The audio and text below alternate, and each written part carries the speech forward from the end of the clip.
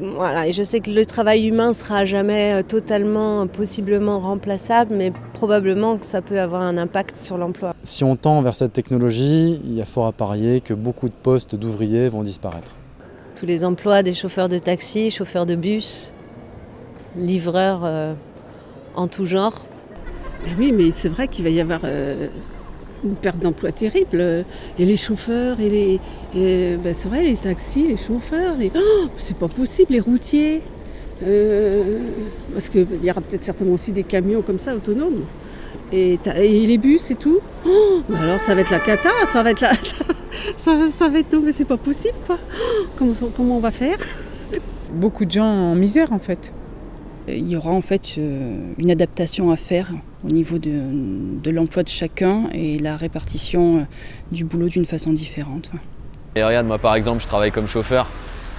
Et moi on va me dire merci, hein, c'est bien, maintenant on a des voitures automatiques, tu vois, donc t'es bien gentil, en plus t'as été saute d'humeur et t'es en retard, là la voiture elle est toujours à l'heure. On n'aura plus de grève de pilotes, c'est déjà pas mal. Avant il y avait des photographes qui développaient les photos et puis tout d'un coup est arrivé le numérique. Et il y a eu des milliers de gens qui ont perdu leur emploi. Certes, au départ, il va falloir les fabriquer, ces voitures autonomes. Donc ça sera certainement des hommes qui vont commencer à les concevoir, mais par la suite, ça sera aussi des robots. Donc de ce que j'en comprends, beaucoup moins de travail pour les gens.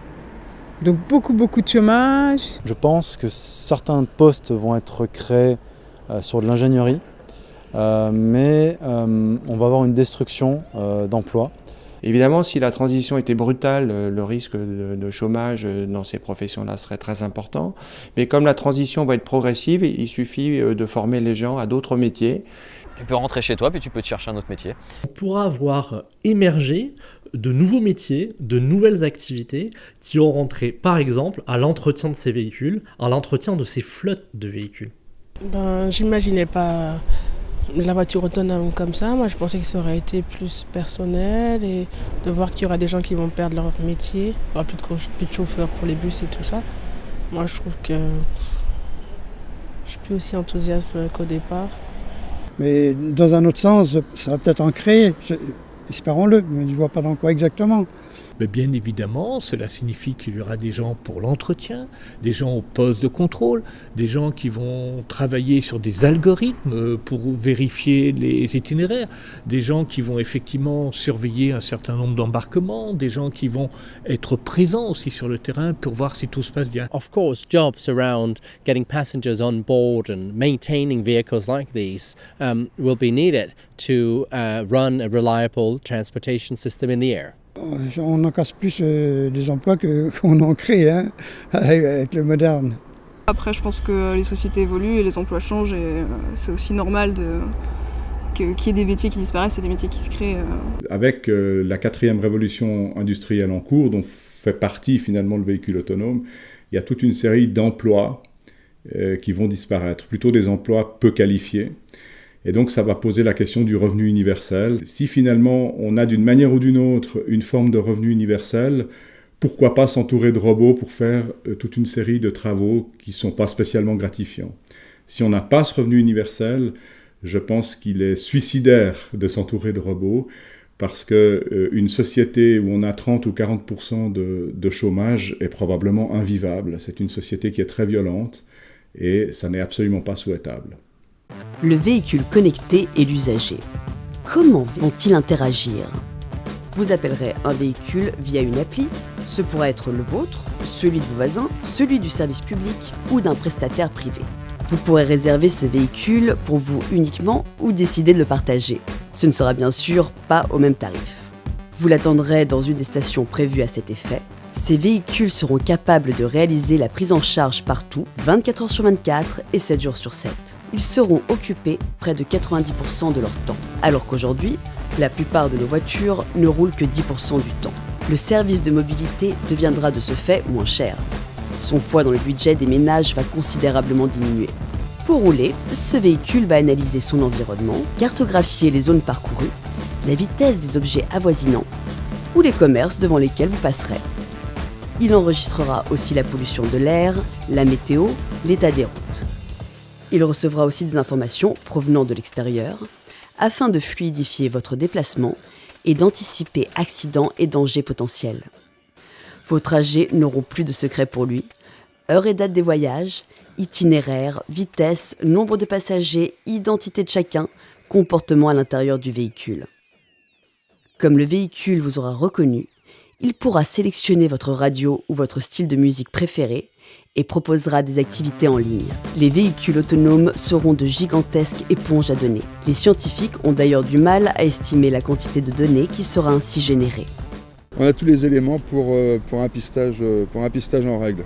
Moi je trouve ça plutôt inquiétant a priori. En même temps, on est déjà dans un monde où les données sont collectées tout le temps, donc j'ai l'impression qu'on va pas vraiment pouvoir y échapper et que même si maintenant on a l'impression qu'on n'est pas encore, qu'on n'en est peut-être pas encore arrivé là, dans la réalité on y est déjà quoi. On est fichés de partout, ils savent tout sur nous. Tout ça, c'est un peu intrusif.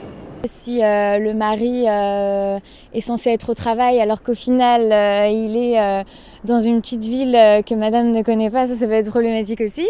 Personnellement, non, ça ne m'inquiète pas, parce que de toute façon, que ce soit dans le milieu bancaire ou sur les différents sites d'achat sur Internet, on est tous fichés quelque part. Il y a des gens qui ont des vies privées ou très privées et qui n'ont peut-être pas envie d'être suivis ou repérés, quoi. Au contraire, la vie privée... Ils peuvent prendre, il n'y a pas de problème. Il nous manque plus que la puce sous la peau, mais ça arrive aussi, donc voilà, ça ira avec. Donc là, il y a effectivement, comme pour tous les systèmes de suivi individuel, une régulation à mettre en place. Mais attention, à qui vont appartenir les données? Est-ce que les consommateurs et les citoyens vont être d'accord pour donner leurs données? It has to be up to the individual to choose to participate in these systems, not be forced on them. I think that's the key for me. That's your decision, right? Because now, because you own it, you can decide if you want to sell it or if you want to give it away for free. The kind of visuals you're seeing behind me are about trying to use data to understand how to better serve members of the public and how to improve transportation infrastructure services so that citizens can move around more easily. Est-ce que demain, un hacker pourra prendre le contrôle d'un véhicule? Est-ce que c'est quelque chose qui est possible? Je me dis qu'une voiture guidée à distance peut être facilement piratée et dévier de sa trajectoire. Plus ces véhicules seront connectés, plus leurs données seront ouvertes, plus le risque de hacking est en effet important. Aujourd'hui, on parle de cyberattaque. C'est pour ça qu'au niveau européen, on est en train de penser à une agence européenne de la cybersécurité. Le problème, c'est qu'il y aura des piratages, c'est sûr et certain. J'avais déjà entendu parler des drones, mais pas de cette dimension-là, qui pourraient nous faire aller à droite, à gauche, des nouveaux trajets en drone. C'est complètement fou. Vous voulez dire qu'un drone va nous prendre et on va se déplacer en drone, mais on va être dans le drone ou à l'extérieur du drone? C'est séduisant, hein, ça c'est clair. J'ai vraiment hâte de voir ça, je suis très curieuse de voir ça. In the air, we'll have what we call urban air mobility.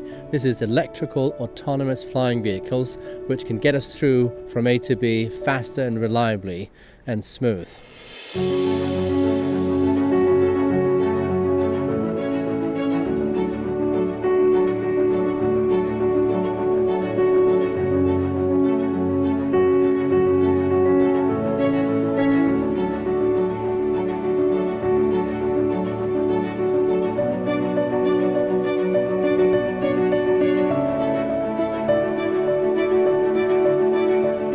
To make urban air mobility a reality, we need new machines, the flying vehicle.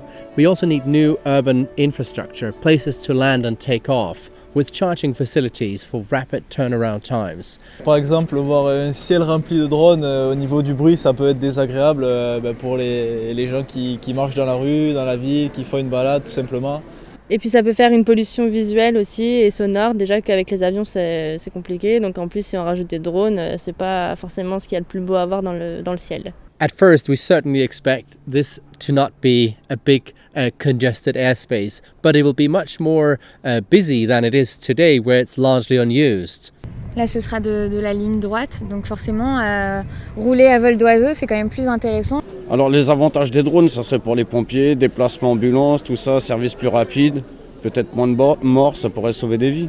Prendre un drone avec Pour le transport, oui, mais il y a les lignes électriques, il y a donc sécurité, il y a les arbres, l'environnement, il y a plein de choses qui rentrent en ligne de compte. C'est un sujet qui va être un petit peu plus difficile et complexe à traiter parce que aujourd'hui le contrôle aérien, l'espace aérien est un domaine qui est beaucoup plus complexe que ne peut l'être les routes. It's not like they will just land everywhere and have no one to look after them.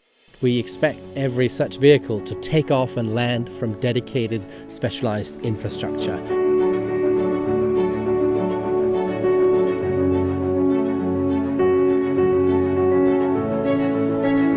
I think many people desire to live in the countryside, but it's not possible because most jobs and economic opportunities are in our cities, and increasingly so. Longer and faster transportation options like aerial mobility could allow you to live also in the countryside in the future. Mais il faut rester à savoir combien ça va coûter de l'autre côté.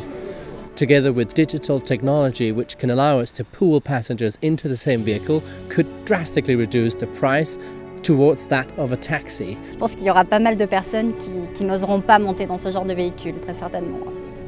Moi, oui. The vehicles will be connected with sensors and systems which will automatically diagnose the health of a vehicle. Forcément, c'est un progrès immense. Non seulement ça pourrait être bien, mais ça sera formidable.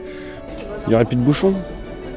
Airbus is developing 2 vehicles which will be tested this year and next year in first prototypes. We expect that by 2020 the first people will start coming into them, and by 2022 or 2023 commercial services could be launched. Une ville pétillante de voitures bulles rondes qui volent. What are your fears and concerns about such a new transportation system, and how would you like to be involved to get these overcome?